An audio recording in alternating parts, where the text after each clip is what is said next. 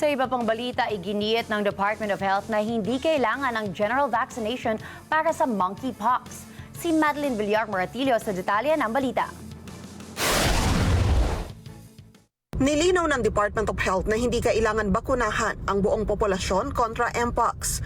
Sa gitna na rin yan ang pagtaas sa aktibong kaso ng Mpox sa bansa na ngayon umabot na sa 5.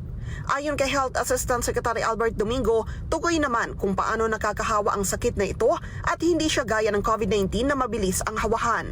Hindi kailangan ng general vaccination pagdating sa Mpox kasi skin to skin nga ho yung hawaan at madali ho matukoy kung paano nahahawa ang mga pasyente. May mga prioridad lang mabigyan ng bakuna ang DOH. Unahin natin muna ang mga doktor yung tumitingin ng Mpox. Typically yung mga dermatologist, yan ang nakikita namin sa DOH.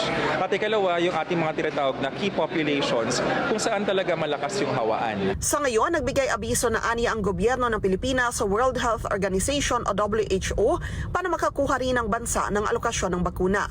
Pero prioridad pa muna ang Africa kung saan naroon ang mataas sa kaso ng hawahan ng sakit, maging mga nasasawi dahil sa komplikasyon na dulot ng Mpox. Madeline Villar Moratillo para sa Mata ng Agila. Matatag, matapang, matapat.